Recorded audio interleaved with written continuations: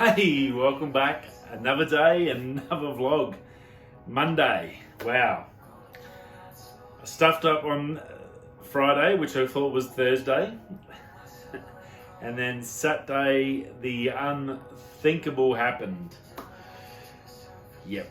It was, I'd sat down, just checked emails, come back from breakfast, about to start editing, and my wife called and I was putting the lolly jar, not this one, but the other jar, the glass one back up, and the friggin' lid come off and fell straight onto my laptop screen and cracked it. Dead laptop. Done. Dusted. Can't do nothing. Tried plugging it in with screens and stuff at work just to see if I could go and at least save everything off it at the thing. The computer still works, that's fine. It's just obviously the screen's just kaput. I was absolutely gutted and devastated. I actually cried for about 10 minutes, I've got to be honest. And I think I've been pretty depressed ever since. I've got to be honest. It's pretty shit. Yeah. Don't know what I'm going to do. Thank God I've got Apple Protection Plan because I'm pretty sure it's covered. So Wednesday when I fly out of the mine to get back to Perth, I basically got to get off the plane, get home, drop me bags, get changed, go straight into the Apple store in the city of Perth, drop my laptop off and pray they can fix it. What that means for the channel, I can do the daily show, obviously, on the iPhone, which I'm doing now, which is no dramas, no thumbnails, none of that. No video from the weekend. I was about 3/4 away the photos, so obviously since Saturday morning I haven't been able to do anything at all. So that's basically screwed that. All those photos that are half edited out of the 460 are still in Lightroom, so I can't get them out. I don't know if I'll be able to get the edits as such, so it should be okay. I've got to be able to work out how I can save it. So I've got to get home somehow and save what I've got on there onto another drive. And I don't know what to do. So I'm going to have to take the hard drive, my full-size one with me to the Apple store. Hopefully they can plug a screen into it, let me back it all up. So I've got a backup on there, and then they can take it and fix it and then get it back. So the problem being is we go away on the 20th for a massive road trip. I'm just absolutely gutted. Just woeful. I don't know what to do. Obviously my old MacBook 13, my wife's still got that, so I can put stuff on that. It's 17-hour renders, so I'm not going to be able to do videos each week on that because I'm going to be traveling. It's sort of going to be, and I'm going to have to run it all off mobile signal, so it's going to be tricky in that regards. So pretty much what I'm going to have to do, I've been trying to think about how I can approach this over the next couple of weeks, is I'm going to keep doing the Monday to Friday show. I should be able to do that off the phone. I can take all the photos and video, I can store them onto her computer and back them up onto there into a separate hard drive, so I have backups and I can have all that there. And then once hopefully when we get back from down south, or fingers crossed somehow, some minor miracle, Apple can fix it before we go on the 20th. So I get home on the 13th, somehow in that 7 days I can get my laptop back from Apple. That would be just amazing. I don't know how lucky I'll be to get the screen replaced in that time. I'm not sure if they've got to send it away somewhere. If they've got to send it to Sydney or Melbourne, I'm screwed because it'll take a week to get there. So I don't know. It's pretty unhappy. Just a simple mistake because as I went to put the jar back up, I went to pick up the phone, which was ringing, and then I had 2 hands full and I couldn't do anything, and it just I was just a mess. So my apologies to everyone. I guess the next few weeks is going to be no photo videos at all. I've got 2 monstrous ones to do, and I'm going to be recording a ton of stuff. I'm trying to work out a way that I can take videos and get all that stuff, and then I'm going to have to find a way to store it, and then when I come back here I can start working on it again once I get my laptop back. So yeah, my apologies, I guess, straight up. Yeah, I'm still, as I said, I'm just absolutely gutted. I still don't know how I'm going to function. I can't even do emails, and then I've got my crappy old iPad Air 2, which is the screen's stuffed. You can barely get to touch things and smash it. It's a nightmare. So there's not much I can do. I'm trying to organise a move and everything, and pay bills and all that stuff off an iPad is, especially an older iPad, is absolutely woeful and a nightmare to do. So yeah, it's yeah, you'll have to forgive me if there's some delays. Yeah, so there'll be no thumbnails, obviously, because I can't sit there. I've got no Photoshop on either of these. There's no way I could attempt it, so there's not much I can do there. So I'm just going to try and get the Another Day, Another Vlog videos up. I won't be able to get anything to the podcast, obviously, because all those links are in my laptop, so I can't get to that, so I can't do any podcast. I don't know how I can send a message on there. I'm not sure what I can do. I'll see how I go. Maybe I can upload this. I'll see what I can do today. But yeah, so a bit of a, not a natural disaster, just so unlucky. And there's probably worse things to have in life than that. But yeah, just sort of, I guess it's a thing you don't realise how much a computer runs your life nowadays. When everything I do is on a computer, I spend about 6 hours a day on a computer. My work is 12.5 hours a day in front of 6 screens and a big computer, and that's all I do is stare at 6 screens, 27-inch screens all day, doing data, and then come home in another 4 or 5 hours on my laptop doing the channel and photography. And wow, yeah, it's I was an absolute mess Saturday morning. I'm not afraid to say it. I was, pretty much just devastated, absolutely devastated. Like a piece of me had just been torn off. Like, yeah, it was pretty bad. Yeah, and there's nothing I can do. There's nothing I can do, so I've just got to keep doing. So my apologies. No photo videos for a bit. Hopefully Apple can get it fixed. Fingers crossed I can get it back before I come back to work, because when I come back to work I'm here for 5 weeks straight, so that's going to make it even worse and exacerbate it even more. So I'm got a few dramas in regards to the channel at the moment, so please forgive me, and please bear with me on this unforeseen chaos. Couldn't have happened at the worst time. 2 weeks down south, just endless amounts of videos and photography. I was going to be all day, every day, and now I can still take the photos and stuff. I just got to manage my other stuff, and my old laptop's super mega slow. So I've now gone back in time 7 years to an SSD that's ridiculously slow, and then I can't fit my USB-C portable drive in, so I can't use that, so I'm gonna have to go back to my old WD discs.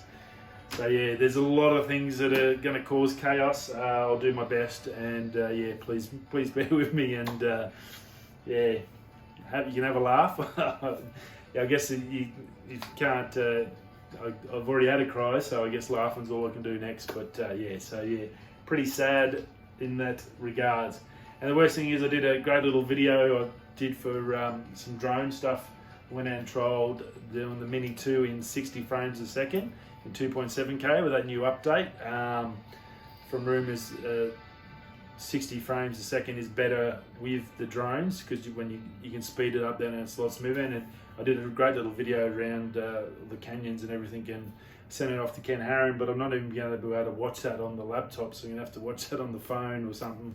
Yeah, so it's a bit of a disaster, not a good way to start 2021. I can tell you, what can you do? Now, hang on, 2 secs. My notepad. Now there's some news. There was a fair bit of news over the weekend. We've got that part out. Let's get back into the positive stuff. And now, what have I done here? There we go, get to the right page. Right, thanks. Now that Nissi lens, obviously over the weekend, on Friday it was released. 100% we knew it was going to be the 15mm, that's all confirmed, 15mm f4. It was, what we didn't know was it's a specific sort of a lens. It's called the Nissi Sunstar. Now they've set up the blades, the 10 blades for the aperture to be even, and what that does is give you a Sunstar on every aperture setting from f4 all the way up to 22. You'll get beautiful Sunstars in there. So look, the lens is fantastic. Looks really good. It's got a 112 degree angle of view, so nice, beautiful wide lens, which it sounds really good, and it's going to compete really well, I think, with a lot of lenses. Your Samyangs, maybe your Laowas, I guess. The Laowa's got a really good reputation, so they can struggle maybe against them. It's got a 0.2 of a meter minimum focus. Now the only problem with it, I think it's a little bit overpriced. Look, it's a manual focus lens, that's fine. Most of them are around about the $600 mark for your manual focus. That's your Samyangs, your Rockinens and all that sort of stuff. Your Laowas are above that, but they're a premium brand and they've already got the reputation. These guys are sort of jumping into the fire, and they're coming in, and it's coming in at $800. Now it does have it's an aspherical lens, and it's rear and front aspherical, so it's got all that going for it. It's got some fantastic technology in it, but $800 Australian. Look, I really think it's a little bit too expensive. $600, I think it would have been like really well priced, around the $600 mark.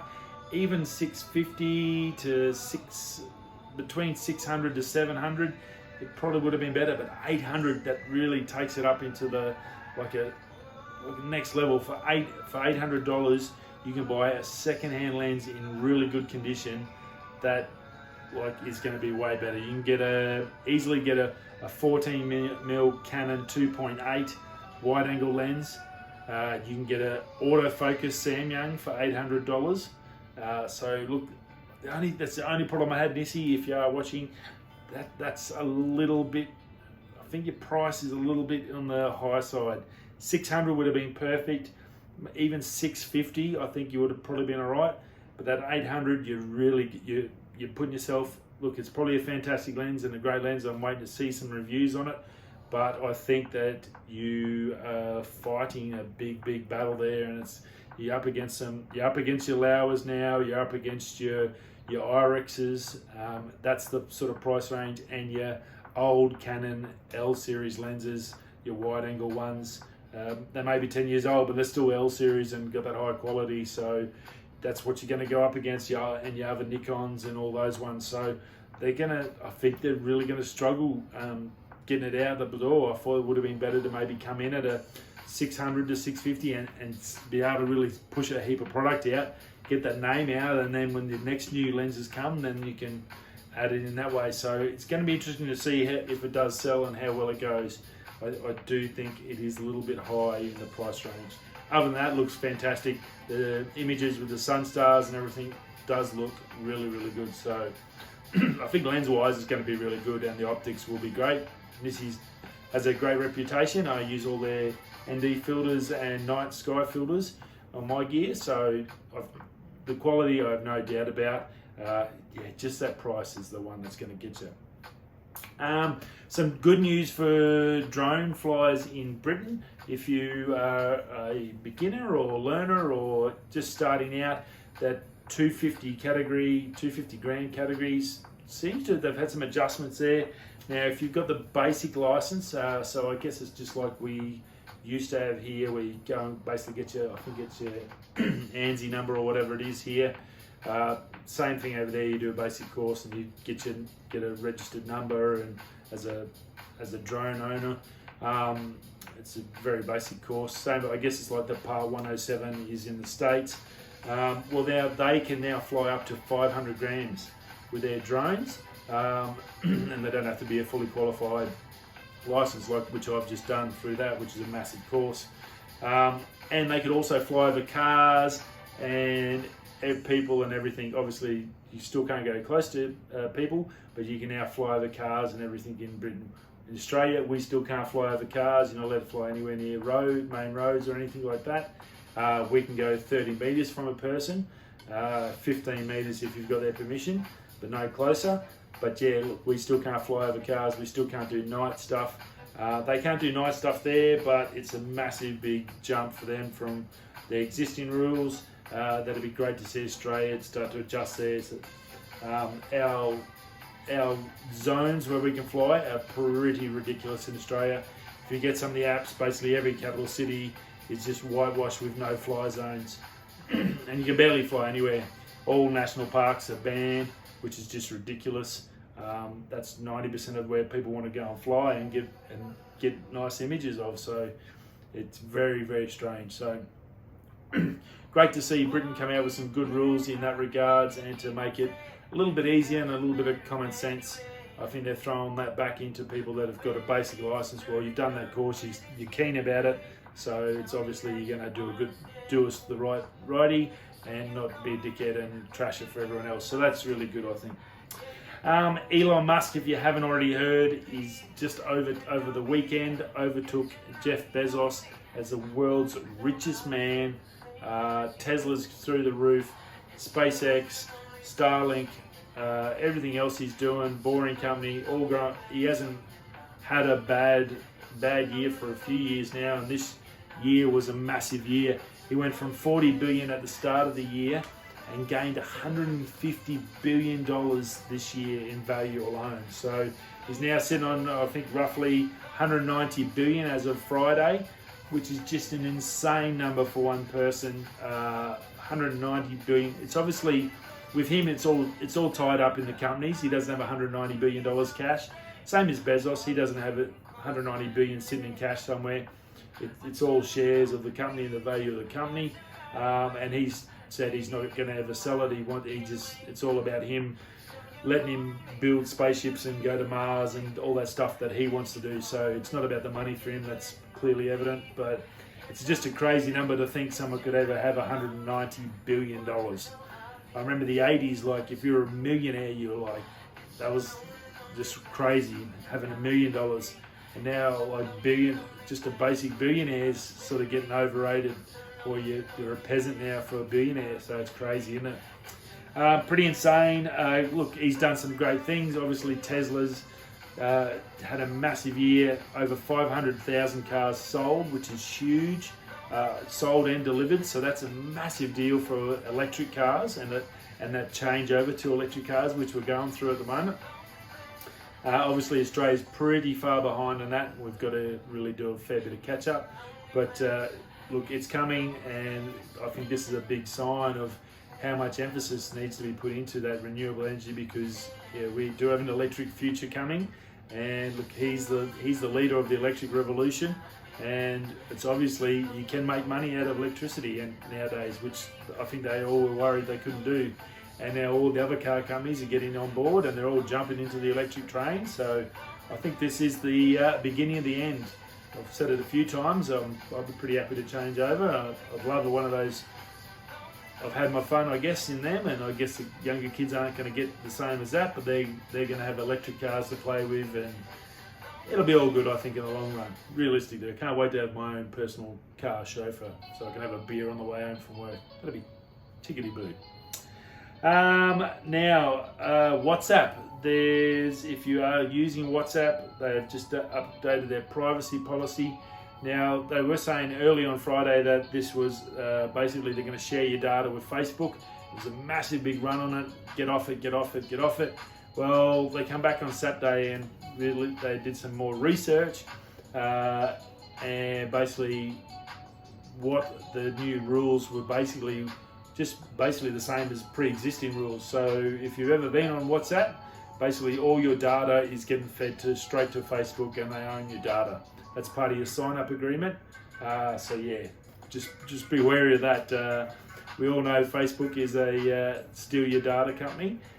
So yeah, just be aware what you're putting on there. They are tracking it, they do use it, and they do sell it. So be aware. That's all you can be. I guess pretty much everything. If it's free on the internet, there's a fair chance they're selling your data to make some money. Everyone's got to run a business. It's all about money. You can't run a business without cash, and that's how they make it, by selling your gear. So be aware.